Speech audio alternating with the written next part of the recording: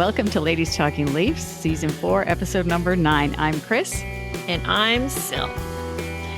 We got a lot to cover in this episode, so before we get going, just a reminder to let us know what you think about the show. And you do that by leaving us a review on Apple or a rating on Spotify. It's so important you do this for us to get more exposure as a source for Leaf content, and we thank you for taking the time. And you can also check out our Ko-fi page where we've posted lots of photos from our road trip to Carolina and our recent tour of the NHL office that we talked about on our last show. So if you choose to, you can make a donation there, which will help us produce the show and make it even better for you. So you can find the link to our Ko-fi page on any of our show notes or in our social media profile pages. So we're starting off the show with the good, the bad, and the ugly, and we'll run the Ladies Talkin Leafs highlight reel. And then in our third period segment, we have our Ladies Talkin Leafs Insider, Mike Augello, joining us to talk Leafs and what moves Kyle Dubas and company could be thinking of doing as we get closer to deadline day. So without any further ado, let's talk Leafs.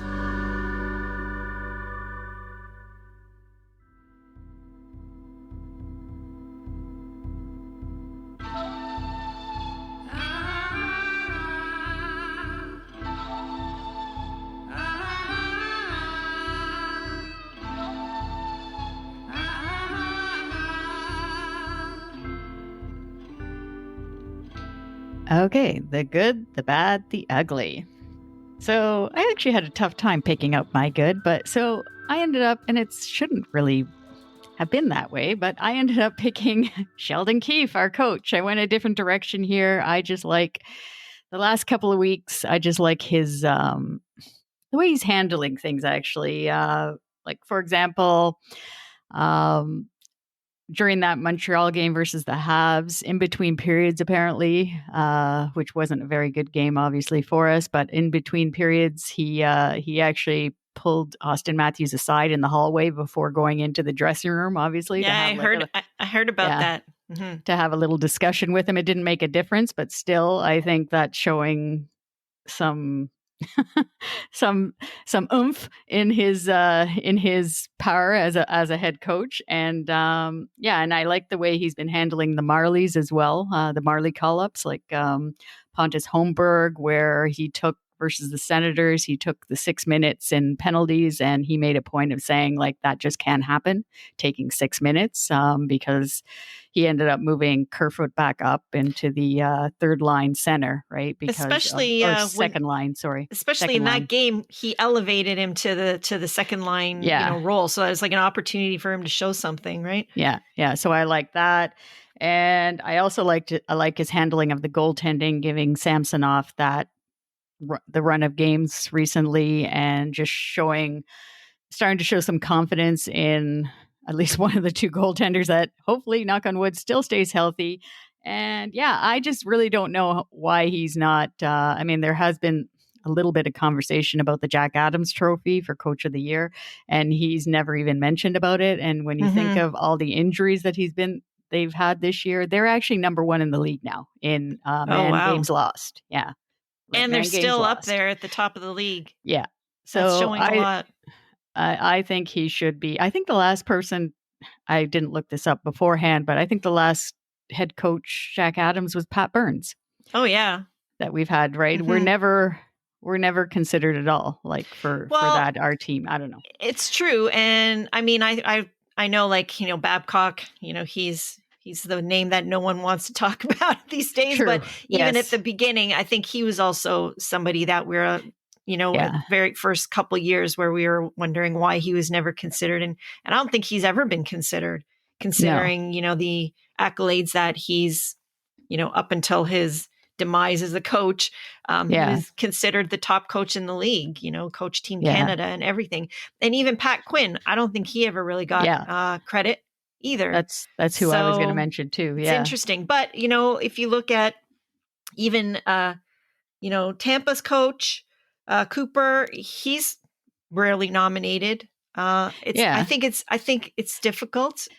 Most but I look coaches, at too like they're saying Jim Montgomery of the Bruins. And I'm like, how the hell is he getting considered when he basically has a team that already was put together? And 100%. And how is he getting like, how is he getting nominated? I don't understand it. Like, he already, I don't know.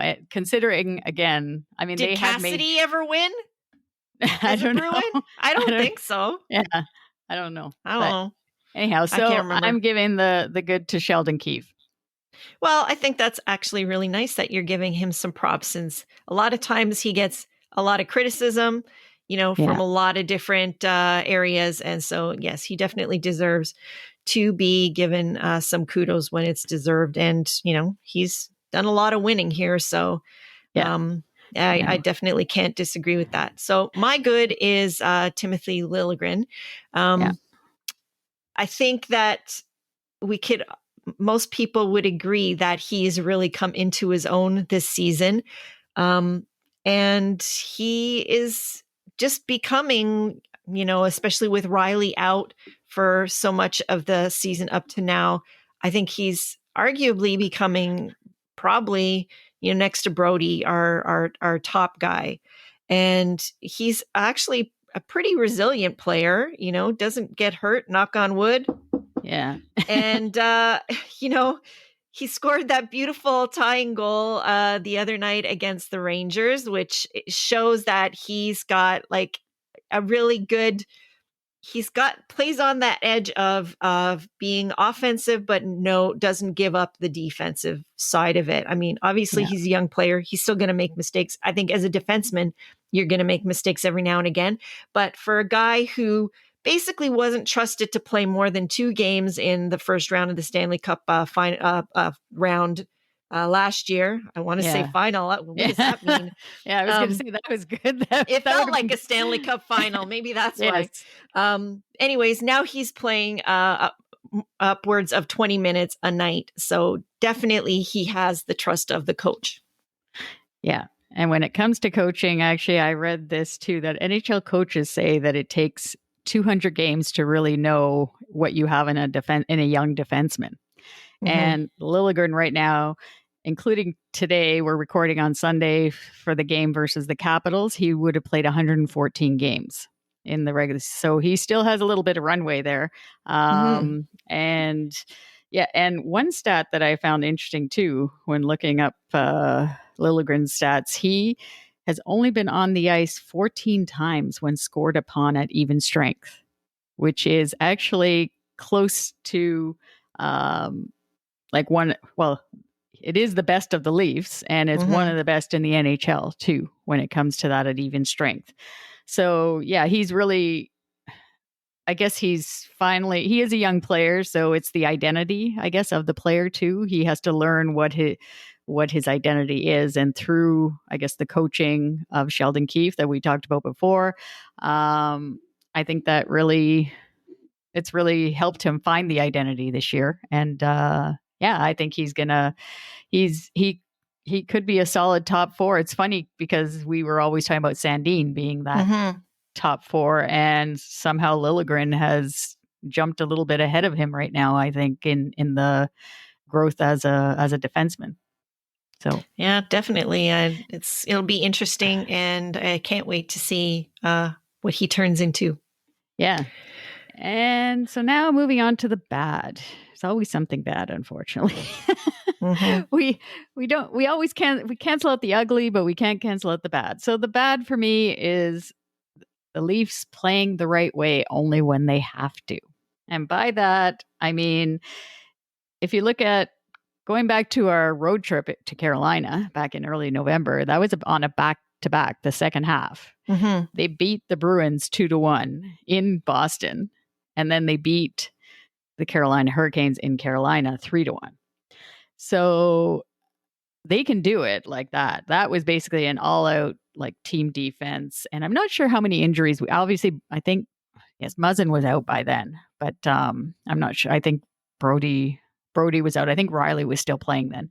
But anyways, we had some injuries, but they had that commitment to team defense for that entire weekend. And then they did that again versus the Lightning on December 20th at home. They beat the Lightning 4-1.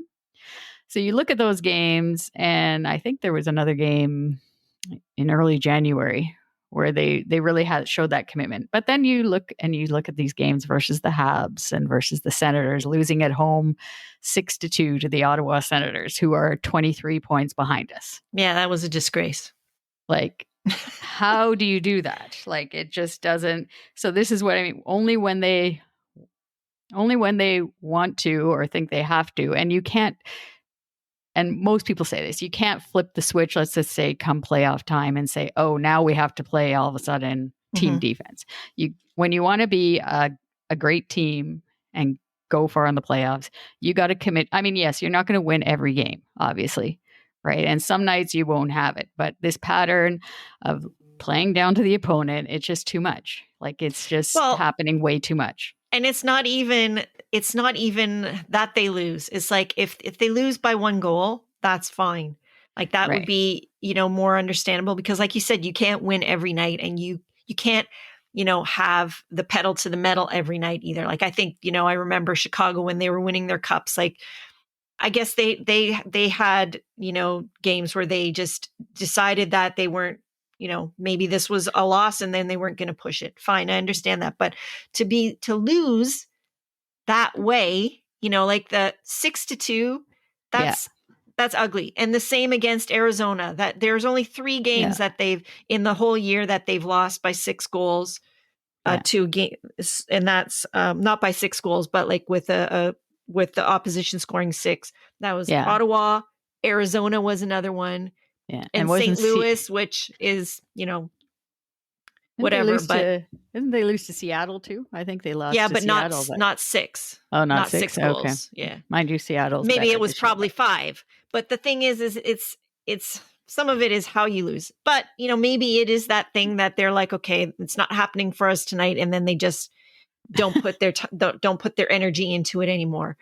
Which I guess if it means that we're going to go far in the playoffs, I can forgive.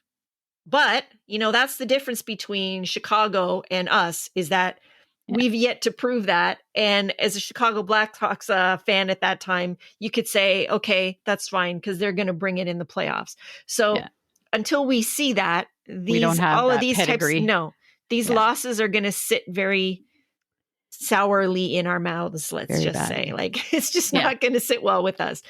Yeah. And that is, again, like why we need to see them, make it past a round at least for us to believe that they can. I mean, really, even 1 round is probably not going to be good enough. But if they're keeping some reserves in the tank by doing this, then, I want to see it there in the spring. So, yeah. All right. What's your bad? So my bad is especially, in these kind of bad losses, are giveaways. And unfortunately, a lot of these are led by Justin Hall, who, if you look at the column for giveaways in the past 5 games, he always has the most. And in the 2 losses that we had in the last 5 games, the bigger ones, Montreal and this last one against Ottawa, he had led the team, except for, I think he was tied with Connor Timmins for one of them. But yeah, it's just, I don't know. Like, he's played really, really well this year in a lot of different spots, especially when Riley was out. He seemed to be putting his best games in. Yeah. But it's almost like since Riley's been back, and I don't know if it's because some of the time they've been paired together and it's just not a good combination. But yeah, like when he's bad, unfortunately. And it always seems to kind of lead to a goal. Yeah. Well, I mean, he's going back into a little bit of a down, playing down, basically, Justin Hull. But I mean, Connor Timmins also gave away the puck blatantly to Pasternak in the Boston game. Yeah. And JT also did give a giveaway as well. So to me, it's the fact that I guess Justin Hull too, when he does a giveaway, it's like open for everybody to go on there's him. He's easy sugarcoating it. Let's just say, yeah. And but Connor Timmins had that one. But it was interesting. I was looking at the giveaways in the league, and they were saying that, and it's true actually, according to these stats here, they were saying that the more you play, the more giveaways you're going to have. So Well, yeah, that the makes sense. more time you're on the ice. So, I was surprised actually. The number one in the league. Do you know who number one in the league is? I'm looking at it now For giveaways? For giveaways, yeah. No. Can you take a guess? No. He is on the Bruins, and I mentioned his name. Oh, Pasternak? Yes. Oh, really? Yeah, this season, he has 73 giveaways. Yeah. And he's not too far ahead of Evgeny Malkin is at 67. Our highest giveaway person right now is, and it makes it's probably sense not even Justin Hall, is it? No. It's Mitch Marner. Yeah. Because he plays all the time, right? And he's on the penalty kill too. So he has 50. But considering he's eighth, he's at 55. And Connor McDavid is just below him at 53. He's 10th. Yeah. Right. And so even Nikita Kucherov is 9th. But the difference is that these guys that you're all mentioning, they're all forwards. So they can offset their giveaways by, guess what? That's true. Their offensive output. Yeah. As a defenseman with the giveaways, that is, that you're the last man standing, next to your goaltender. So I think it's different when it's a defensive zone giveaway versus because they're not going to offset it with being able to produce. Yeah. And unless they're a really offensively gifted defenseman, like say somebody like Kyle McCarr. Yeah. And you definitely, I mean, it just goes back to how blatant it is. Like, I mean, it's obviously for us, we're not playing the game. It's easy to say it, but like the options are there for him to like take a route up the boards or not pass it across the middle, that sort of thing. But he just doesn't do that in those moments. Well, then because that's the other difference between the like a defenseman versus an offensive player, is especially the guys you mentioned. They're all creative type of players. So when you're a creative type of player, you're doing all kinds of cycling and you're trying to create something. So the chances of you giving it up in that point is greater. But as a defenseman, you need to make the smart, simple play. Right? Yes. None of that stuff. Right? So that's why I think that's where the difference comes in. Anyways. Yeah. So I hopefully he'll get out of this little bit of a rut and get back to playing smart. Yes. Starting tonight versus the Capitals. Yes. Okay. All right. So we don't have any ugly, thankfully. But we do have some beauty highlights from the past couple of weeks. So we're going to roll the Ladies Talking Leafs highlight reel. All right. So coming in at number 3, we have Auston Matthews versus the Jets. His goal 8 seconds into period 2 was vintage Auston Matthews.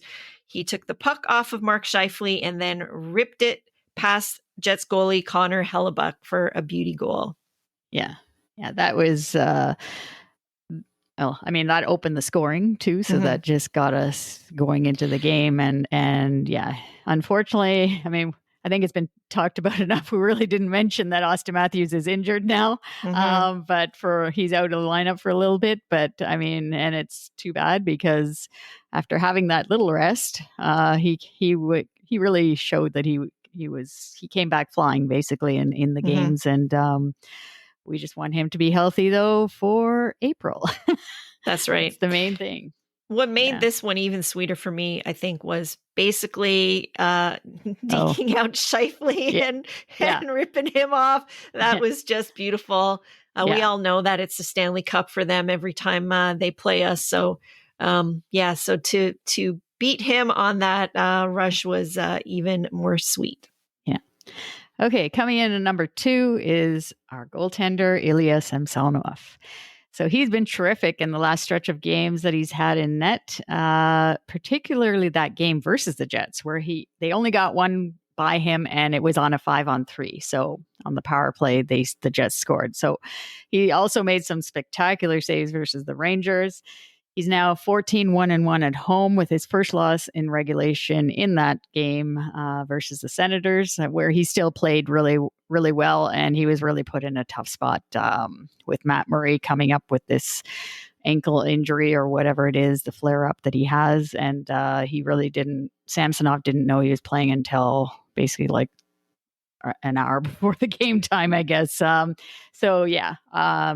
to him. And I like his personality too. Like he's in the interviews and that he seems like a fun loving guy and for a goalie. And he's just, there's lots of stats about him.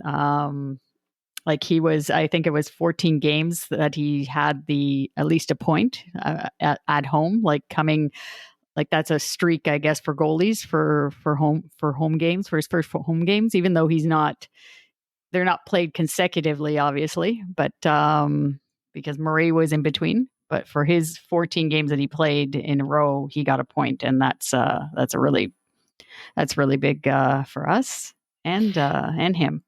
And I think that you can't overlook that in this stretch. He's come up against his opponents are some of the top goalies in the league, including some of his Russian mates in Sorokin and Shesterkin. Yeah, and he showed up and then some against those guys. So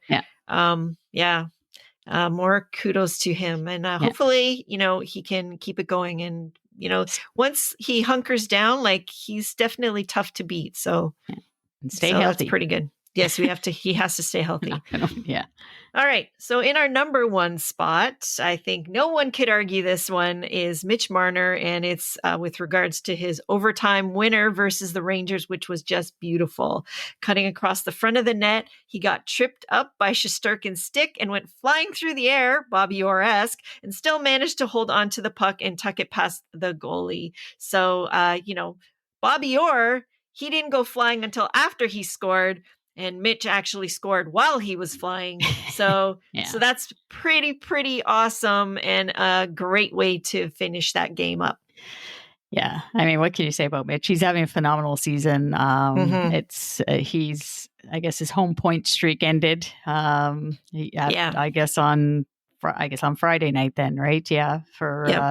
At 20 games, but still it's great what he's been doing. And we're going to need more of that with Matthews being out. We're going to definitely need him and Willie, and JT, to step it up a little bit along with the rest of the team, hopefully get some depth scoring.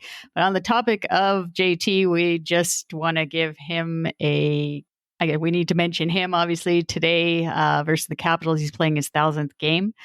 And I didn't have time to read it, but some of his teammates from the Islanders were saying great things about him.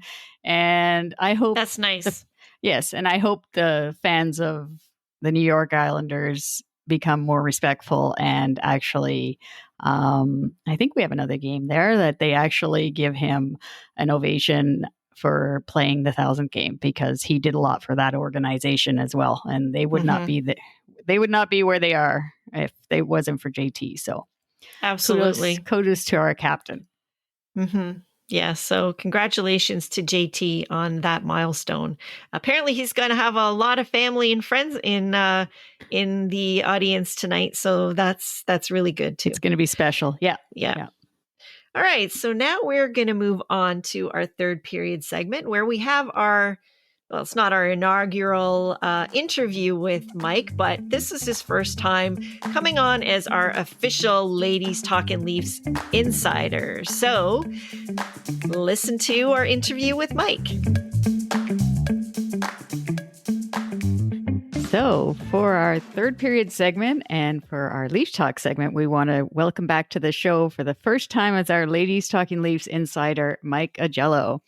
As mentioned in our first show of the new year, we're going to have Mike on a regular basis to discuss everything going on behind the scenes with the Leafs. Yes, and Mike covers the Leafs and the NHL as a reporter and is a co-host of a few podcasts, including for HockeyBuzz.com, Off the Post Radio, and the Leafs Convo. He's also a writer for Full Press Hockey covering the NHL and has a blog on HockeyBuzz.com.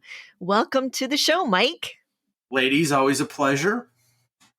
Yes, you're very busy with all that stuff, and we're going to make you busier. And believe me, the Leafs don't keep you busy with all the news that they make, Yeah. True. That's for sure.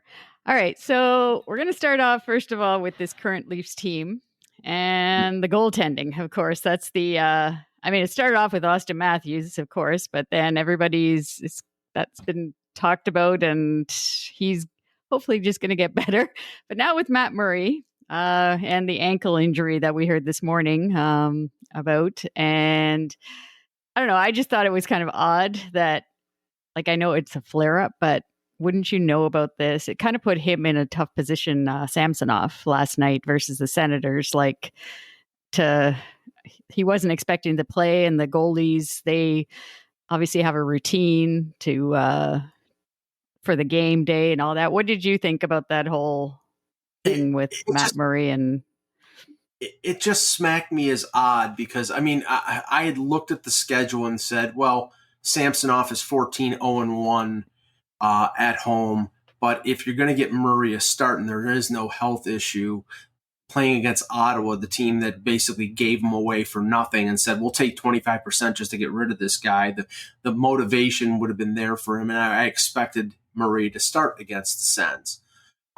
He left the morning skate first, so he looked to be the guy, and he took the warm-up as if he would be the starter.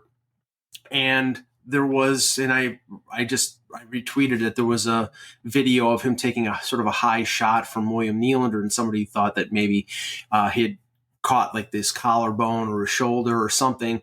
And, he checked with him and it looked like everything was okay, but apparently, this was something that Sheldon Keefe said that they were dealing with on an ongoing basis, and it wasn't anything of a serious nature. Otherwise, they would have called somebody up, and he was okay to be the backup for Samsonov. But like you were saying, goaltenders are creatures of habit. And when you say you're going to start 15 minutes, 20 minutes before the game, that can throw somebody, into a little bit of a tizzy. I'm an old goaltender. Yeah. Street hockey, not regular hockey, but if you're telling me I'm going in, then okay, you're just off a little bit. And Samsonov did look off, but the long ranging concern here is Murray, and we had the adductor injury earlier in the year, and he's had a long stretch where he's been fine. He's had his off days here or there, but he's in general been pretty good. It's a question of how long this is going to be.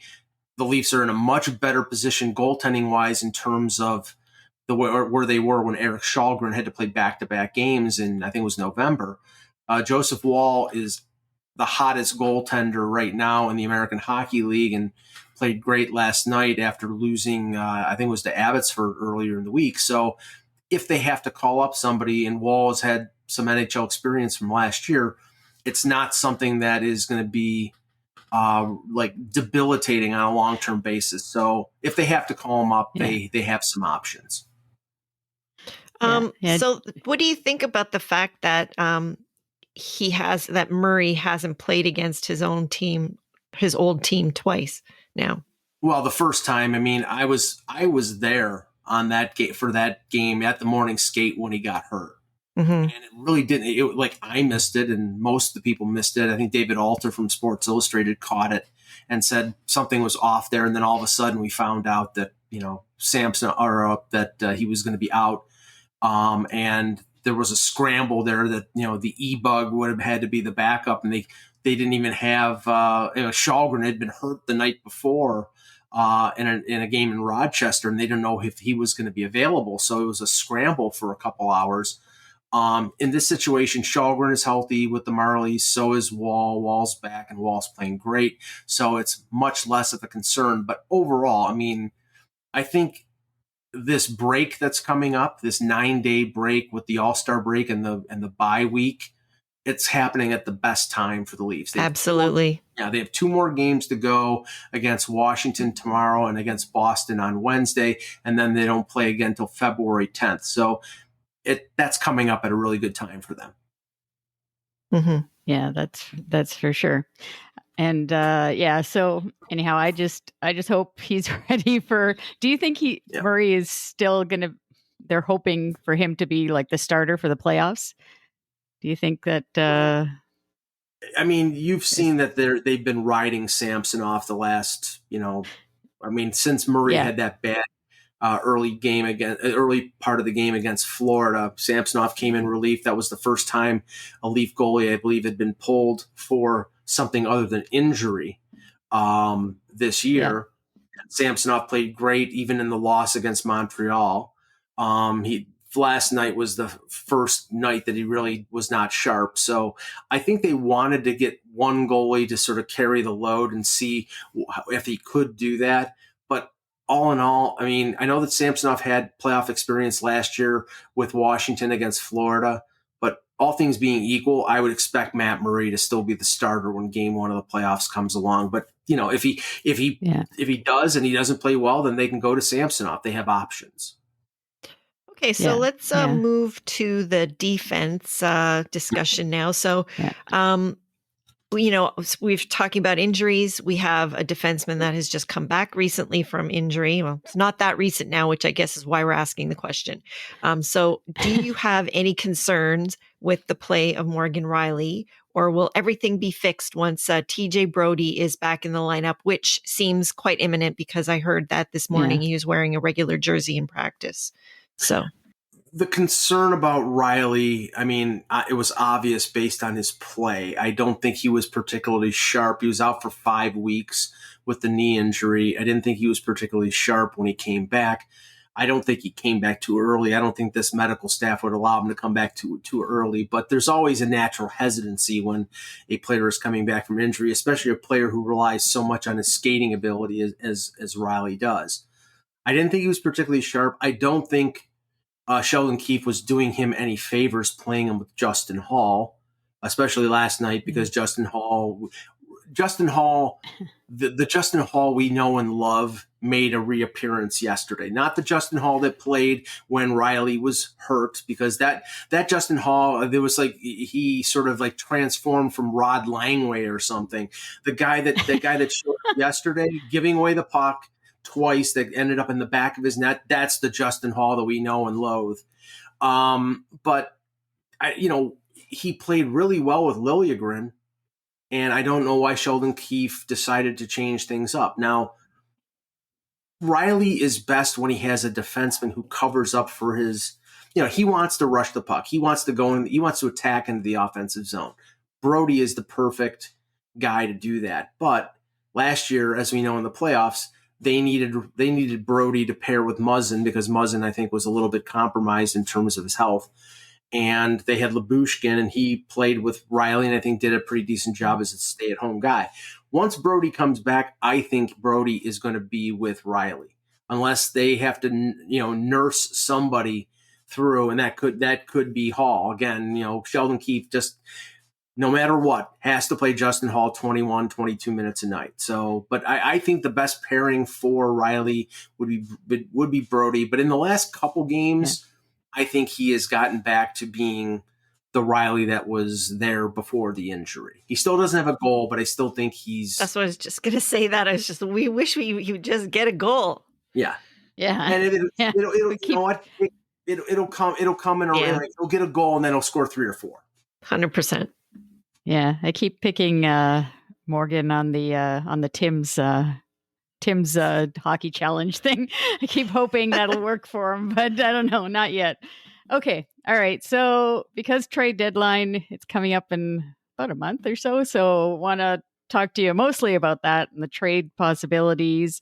Coming up, I guess trade deadline's March the 3rd, and we all know that Tampa's going to be playing in the playoffs, or they're going to be playing in the playoffs.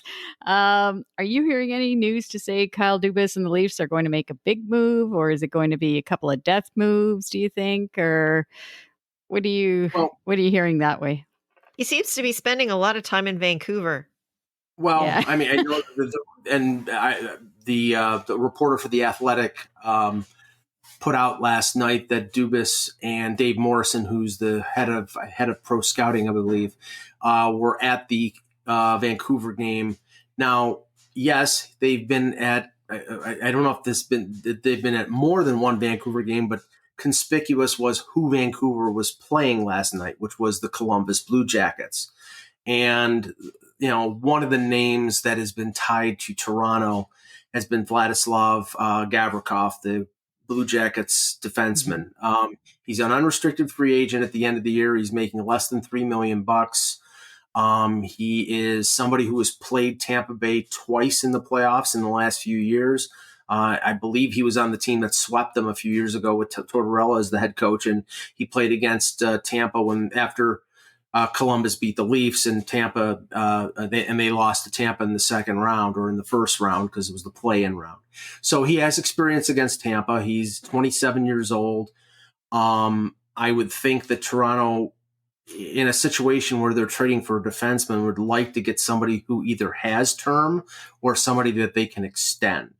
And, maybe Gavrikov is that type of player. I mean, his agent is Daniel Milstein, who Dubas has had a long record of negotiations with. I mean, he's Amarov's agent. He was the agent for Ilya Mikheyev. So I think they have a good relationship, and think they usually cut pretty good deals. So I would think just as much as maybe the potential of them looking at Luke Schenn, who is on the Canucks, it would be Gavrikov. Now, as for whether Dubas can make a big splash or not, it all matters right now they're $1.1 million under the cap. And that's including Jake Muzzin's LTIR and Nick Robertson's LTIR and Victor Mete's LTIR, and all the players that are injured. It includes everything. So they don't have a lot of room. Now they can massage that. They can send Wayne Simmons to the minors. They can send Joey Anderson to the minors, and they can get that amount over $2 million. But unless you're getting Columbus to retain 50% or you're trading a player through a third team, I don't know whether they can make a move for a forward and a defenseman, which is something that Elliot Friedman has indicated that they want to do. So either that means they have to get one of these players traded through a third team, or that means they're going to trade somebody off of the roster. So if it's a third team, then that costs you additional assets to make that happen. And if it's trading somebody off the roster, then you have to ask who that will be. Will it be Pierre Engvall? Will it be Alex Kerfoot? Will it be Justin Hall? It could be any one of the three. Barring an injury and somebody else being placed on LTIR, those are your options. So I think that Dubas wants to make a big splash, but I don't know if he can make a big splash. And I'll just say, add this because I'm amused by this. All of a sudden, and I'm not disputing that it is out there, because people like Darren Brager, who is really good at his job, and Mike Johnson from TSN and a few other people have been reporting about the availability of Matthew Knies, the Leafs' top prospect. All of a sudden, it makes a lot of sense that the Leafs would be willing to trade Matthew Knies if they're going all in. And Kyle Dubas, he's basically singing for his supper, and he's got to win this year or he's going to lose his job. Okay, I don't know whether Brendan Shanahan would allow Kyle Dubas to trade Matthew Knies in a deal for a rental, because this is a 20-year-old prospect who is very good and is a unicorn in terms of the Leafs. He's a big, bruising, power forward type, something they don't have. And if they don't get something in terms of a return for a player that has term on his contract, I can't see them trading Matthew Knies at all. So I think this is being filtered out there in the Toronto ether to sort of sort of grease the wheels for Matthew Knies to be included in a deal. I don't think there's a chance that Matthew Knies is being included in a deal. Well, that's actually an interesting point, and it makes a lot of sense. Talking a little bit about D, you've already mentioned a couple of the potential trades that we kind of were thinking of or had heard about. So Gavrikov and the possibility of Luke Schenn. But what about somebody like Jake McCabe from the Blackhawks? What have you heard about him? Well, Frank Cervalli reported the rumor regarding McCabe, and I do know that Elliot Friedman had mentioned McCabe a few weeks ago in connection with Edmonton. And that chatter ended fairly quickly. And if you put the two rumors together, Cervalli mentioned that McCabe has a 7-team no trade list. Haha. Yeah, which, you know, 7 teams, yeah. that rings doorbells, but apparently it's the 6 Canadian teams excluding Toronto. So Toronto is not not one of the 7 teams that is blocked by the no trade clause. Now, Jake McCabe played most of his career with Buffalo. When he played in Buffalo, I thought he was a pretty good defenseman, but the big question mark here, he's got 2 more years left in his contract at $4 million. He has had 3 major injuries, a shoulder problem that ended, I think it was 2018, that ended his season prematurely in Buffalo, a major knee injury, ACL, MCL, with the Sabres that ended his career with the Sabres. He ended up signing a free agent deal with Chicago after that. And then this year, a cervical spine injury, which is the same area injury as Jake Muzzin. So a player with 2 years left at $4 million with that kind of injury history, if I'm a general manager, I'm saying, okay, I'm interested, but are we going to we're getting him for pennies on the dollar because there's a lot of risk there. And stuff coming out of Chicago is, well, if we have to eat $2 million, then we want a first round pick. I hang up if it's me, but the Leafs apparently like him. And, you know, if they get Chicago to retain salary and he's a $2 million defenseman for 2 years, then I don't think Kyle Dubas is anxious to give away his first round pick, especially for a defenseman who's, I think, a middle defenseman, like maybe a 4, maybe a really good 5. So I don't know. I mean, I'm a little skeptical. The rumor, I think the rumor might be, the rumor of the interest might be true, but whether they're willing to give up what Chicago is looking for, that's what I'm skeptical about. Mm-hmm. Yeah. Makes sense. Going back to the Kyle Dubas there on the salary cap just for a second, not to get too much into it, but with Jake Muzzin, like he's making, it's $5 million, something just over $5 million, right, per season. So you don't, so we're not, when it comes to the cap and him being on LTIR, like we don't get the full value of that 5.6 then. It's just, well, it's not that. It's the fact that, you would have had he's on LTIR, but the thing was, when he was placed on LTIR, and at that point of the season, the Leafs were carrying 20 or 21 players on their roster. Since they placed him on LTIR, they called up, and now they have a full 23-man roster. They have 14 forwards, 7 defensemen, or 8 defensemen, and 13 forwards and 2 goalies. So they used the LTIR space to call up Joey Anderson and Bobby McMahon. Oh, I see. So, to get more of that space, they would have to go to 20 or 21 players. That's why all the calculations regarding available cap space would be sort of mitigated by whether they trade somebody off their active roster or whether they send players down. Like Wayne Simmons, I'm pretty confident in the fact that Wayne Simmons will be placed on waivers before March the 3rd. Maybe he won't go down. Maybe he won't play games for the Marlies, but on paper, he'll be demoted. He'll be placed on waivers. He'll clear, and that takes $900,000 off the cap. They'll do that. They'll open up as much space as possible. But for them to add a defenseman and a forward, they're going to have to probably clear out another big salary. Yeah. Okay. That makes sense. And now, actually, we're going to talk about the forwards now, because we talked about the D and the forwards. Some of the big names we've heard are like Ryan O'Reilly, Bo Horvat, of course, from the Canucks, and Timo Meier of the Sharks, which personally I don't think, Timo Meier is that, like that contract that he has, it's like $10 million or something that he still has left. And then so those are the big names. And then there's the depth move players like Lawson Krause, I've heard, Max Domi, Nino Niederreiter. Do you know if the Leafs would have any interest in any of those players? Well, I'm sure, they have interest in all of them. It's whether they can make them happen.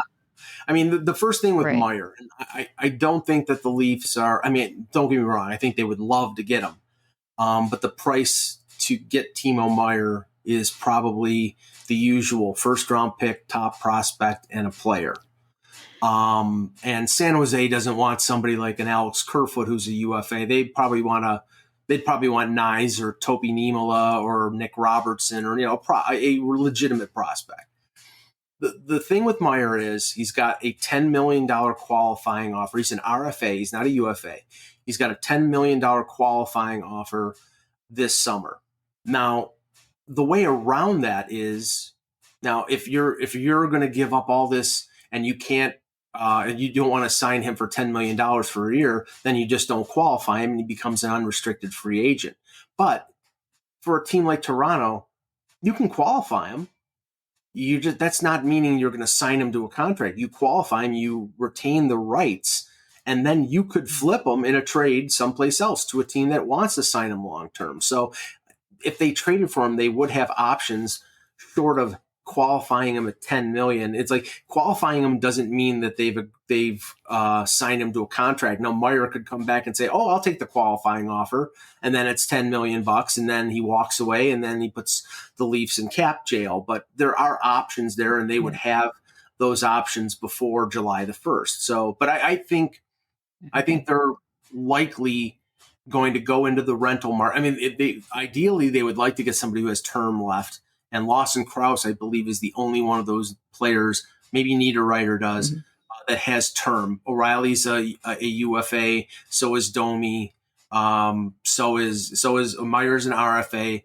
Patrick Kane is a UFA. So if they go in that and Bo Horvat as well, if they go in that market, then you're giving up assets for a rental who they likely will not re-sign. JVR is another name that's been out there. I don't know how realistic it is, but ideally, the Leafs. I have his jersey. You still have his hit. I have his jersey. Come back.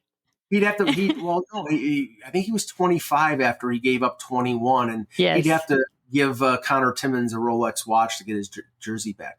But I mean, we know where the slot is that the Leafs want to fill. It's the left wing slot on the second line with Tavares and Marner. And if you look at that, you would say, well, that rules out O'Reilly or Horvat because they're primarily centers. But we see what's happening right now with one injury to Auston Matthews, and that means Pontus Holmberg playing center on the second line. And I like Pontus Holmberg, and he's a good young player, and I have a lot of, I think he's going to be something in years to come, but he's not ready to carry the burden that Tavares does as a number 2 center. So that's why, getting an O'Reilly or getting a Horvat or somebody capable of playing center is something that might be a good option. But again, the price on most of these guys will be a first-round pick and something of tangible value. Krause is the only player in this list, and he's locked up for 4 years at over $4 million. He is the only one that I would conceivably give up Matthew Nyes in a deal for, simply because you've got cost certainty there, and he's 25 or 26 years old, and we know what type of player he is. He's a tough SOB who, is physical. He's what you hope Matthew Nyes will be, although you hope Nyes will have more scoring ability. But if you're looking for a trade for the here and the now, Krause is the guy. But I don't know how willing Arizona is to trade him. But, Right. So we've mentioned the potential of a roster player being traded. So I guess Kerfoot is a likely candidate. But we've also heard, possibly Engvall or Sandin even. What do you think of the potential for one of those guys going the other way? Well, Kerfoot and this is the reason why Kerfoot is, it's funny because there are a lot of Kerfoot haters out there. I'm not one of them. He's a versatile player, can play wing and center, good penalty killer, speedy. just not particularly gifted in terms of scoring goals. I mean, he's, he gets lots of chances and, he just doesn't convert. But I think that's the reason why he frustrates a lot of people. But he also has been, like, in the past 3 years when we've had not a lot going in the playoffs, has been one of our better playoff performers too. Right. When Tavares was knocked out by Corey Perry, remember that second line was their best line. Matthews and Marner were shut down, and the best line was Galchenyuk, Kerfoot, and Nylander. So people forget that. People want to forget anything having to do with the Montreal series, and I understand why. But he is versatile. He can fill a number of holes, and Matthews gets hurt. Now Kerfoot likely will be the number 2 center because I don't think Holmberg handled the role pretty well in that first game. What about Willie? Why are they unwilling to put Willie in that spot? Because defensively, I think he's compromised. I mean, he's just not a good defensive player. I mean, the funny thing is, and I think he is better this year. Do you not agree? He is better this year, but I've told you this before. There is a dual personality here with William. Yeah, we were actually we had that as a question: is that who are we seeing more of? It's Dr. Nylander. It's the doctor. Yes. The doctor is in this year, but this is around the same time that Mr. Willie showed up last year. Correct. I was saying he belongs in the All-Star game, and then after the All-Star break, I don't know if it was disappointed that he couldn't go to Vegas or whatever it was, but all of a sudden, Mr. Willie showed up. He's giving up the puck and the lackadaisical stuff, and then we saw the straight leg in the playoffs and all that stuff. I mean, that's what I'm saying. It's like if he continues to do this, nobody complains because he's been arguably him and Marner have been their most consistent forwards all year. But I'm just waiting for the appearance of Mr. Willie. All right. Well, we will have chances to discuss that in the future months. Oh, for sure. But at center, I don't think he's so used to playing right wing, and a few instances when he's played center, when Babcock was the coach, and even when Sheldon was the coach, there's not, I don't think, a level of trust there. Now, maybe this year, the way he's played, there would be more in a playoff scenario. Maybe you say, okay, our best option here is playing Willie up the middle. I think if they have other options, that they'll explore those other options. Like if it's Kerfoot or if it's somebody that they trade for who can play center, then they'll go down that road because right now he's just been a demon offensively. He's been consistent and you don't want to mess with that. But you also, there's that chemistry with him, either with Tavares or with Matthews. And, when you're the facilitator rather than the guy who is the trigger man, it's a different role. But I don't think they're going to go with Willie up the middle. Okay. Well, we'll see, I guess. Hopefully it doesn't come to that where they have to explore that option, right? Anyway, do you got any other little tidbits, anything that you want to add to this conversation? Well, I thought that maybe, me being sort of like an old time hockey fogey, that my reaction to certain things were just like, me being a Tyrannosaurus Rex. But I saw Mike McKenna, former NHL goaltender, AHL goaltender Mike McKenna, comment on the same thing that I commented on after the Rangers game on Wednesday, and that was the complete lack of response from the Leafs to 2 big hits right in front of their nose. And that was Mark Giordano getting laid out by Ryan Lindgren right near the Leafs bench. And earlier, I think it was in the first period when Liljegren got laid out by Keandre Miller. And the guys on the ice couldn't have skated further away from those 2 confrontations. There's like, what? Did something happen? Oh, they just...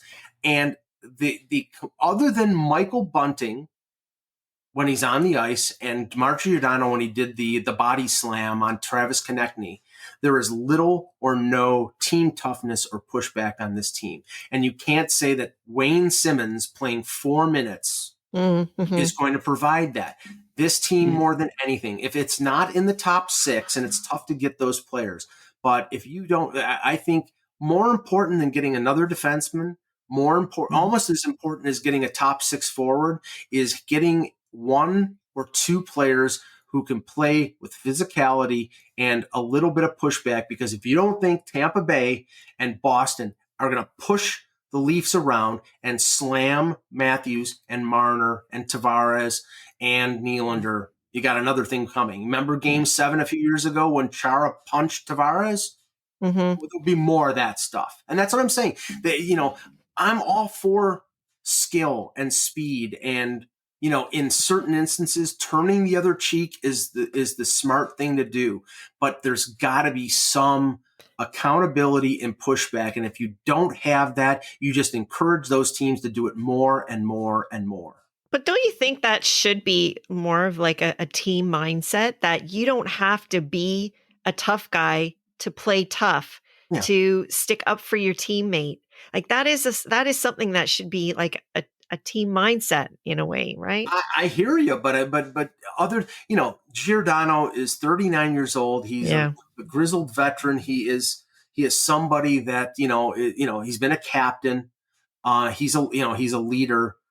Do you think he wanted to be the guy that jumped in on Travis Konechny? He had to do that because Konechny was slashing at Matthews and Bunting was sort of, playing like the little dog, nipping at the ankles. But somebody had to do something. Otherwise, Matthews was going to get into a fight with Travis Konechny. And the last thing they want to do is have Matthews hurt his wrist or something like that in a fight. There are certain players that have certain roles on teams. And the thing is, it's like, Pierre Engvall, 6'5", and he is a physical specimen, but that's just not his game. Justin Hall is a big defenseman. That's just not his game. Well, they need a couple players that is part of their game. And if they don't have that, then against Tampa, who is going to be their opponent in the first round, if, not only does Maroon and Perry and Killorn and Zach Bogosian, are they physical players, but guys like Kucherov, who is one of the best players in the league, that guy will sewer you. He will slew foot you. He will do anything it takes to win. And Stamkos is physical too. They get physicality out of their skill guys. And that's not part of Marner and Matthews' game. And if it's not part of their game, then it's got to be part of somebody else's game. Well, whatever happened to the days when, like, by all accounts, these guys say they care about each other, that's usually the way that hockey players show they care, is it not? Where that they stick up for each other, and you don't have to get into fights necessarily every night to be. No, it's not fighting, but it's. Let me actually. The idea of talk about being, let's say, a dinosaur, and I'm a dinosaur. I was telling Sil this, somebody mentioned before, what about having, and I know both you and I share the same player. What about her favorite player? What about having like a Wendell Clark on the left side with Tavares and Nylander? Like that would be the best, like Wendell Clark before the back injuries and everything. Yeah. if we could go back in a time warp and get 1987 Wendell when he had 37 goals and they played in the first two. Yeah, if you could get that guy to put on the line, first of all, he'd be suspended for 20 games for the hit on Bruce Bell. But yeah, that was the best one. Well, yeah, and that was the best. 6'8" Charlie Bourgeois didn't want to fight Wendell after that. He was standing right there. But see, that's the thing. It's like that player. That player doesn't exist anymore. It doesn't exist. Yeah. There are players that are reasonable facsimiles. First of all, Wendell Clark was 5'11" and 185 pounds, and he was fighting the toughest guys. He was fighting Probert. He was fighting Rick Tocchet. It's like, and that's probably what shortened his career, because his back injuries were created by all those fights and all that physicality. And then he had the wrist shot that rivals Auston Matthews. Right. And when he turned into just a pure scorer after he recovered from the back problems, he scored 40 some odd goals with Doug Gilmour as his center. Before getting traded in the deal for Sundin. So, you can just imagine what he would have been had he been able to fight those battles and then put that to the side and be purely a scorer. But Tom Wilson is not the scorer that Wendell Clark was, but he's more of he's a big dude. Some people think that the guy who the Leafs should trade for is Tyler Bertuzzi from Detroit, but Tyler Bertuzzi has the injury problems that Wendell does. He's had 2 broken hands, and now he has a hamstring injury, and it's like, if you trade for somebody, you want that player to be available. Nick Foligno wasn't available, unfortunately. I think that would have been a really good trade that would have helped the Leafs in the playoffs, but he got hurt 3 games into his tenure with the Leafs, and it just never came to pass. But and that's the thing with some of these players, though, like Ryan O'Reilly, he's injured too. Like this, they had Gustav Nyquist, we heard too, and he's hurt, a possibility, and now.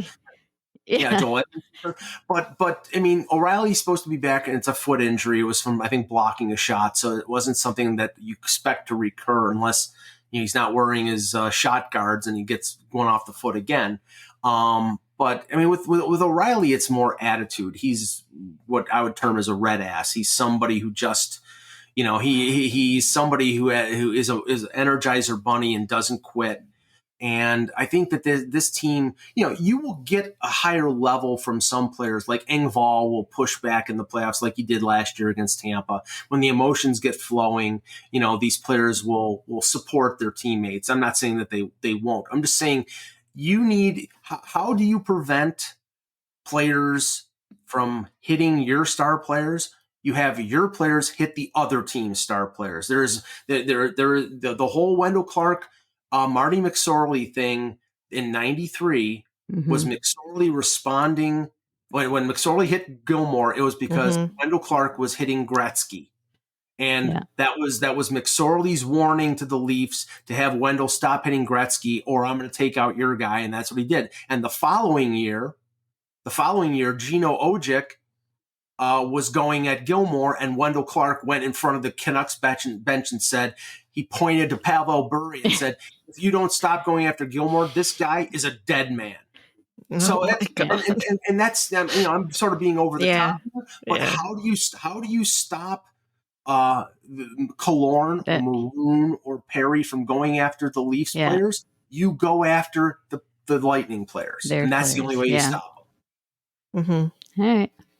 Well, we'll see how it goes. We got a little bit of time to get for Kyle Dubas to figure out, what we can get to get to that point of meanness. Basically, we need toughness is what it is, right? So, and we're gonna have you on before the deadline, definitely again, to join us, and hopefully we'll have a bit of a better picture. Right now, we're just kind of circling around to see what the possibilities are. So thank you very much, Mike, for joining us as our Ladies Talking Leafs Insider. Woohoo! And we'll be talking again soon. Always a pleasure. Thanks. Thanks, Mike. All right. Thanks again to Mike for joining us, and we look forward to having him on the show again before deadline day.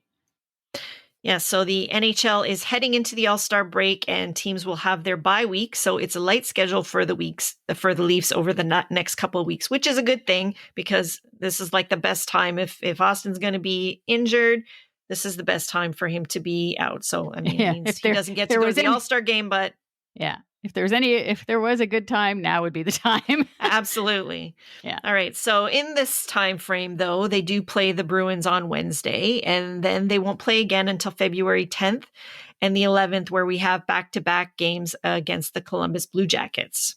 Yes, and we should win both of those games. Going back to my bad of the of the good, bad, and ugly, they need to win both of those games. They should, and or at least get 3 out of 4 points, even take it to overtime in one of the games. But they gotta put the foot down, put the pedal to the metal, and just get it done. Because they are, even without Auston Matthews, they are still a really good team, and they can, if they just commit to the team defense and play the right way, they'll be good during those 2 games. Absolutely, and we don't normally have a bad record when Auston's out. So yeah, and then of course the game versus the Bruins, I'm sure they'll bring it. Yes, there's no question there. They're going to bring it. Definitely. Yeah. All right. So be sure to follow us on social media to keep up to date on everything that we have for the Leafs. Twitter, Instagram, Facebook. Our handle is at LTL1917.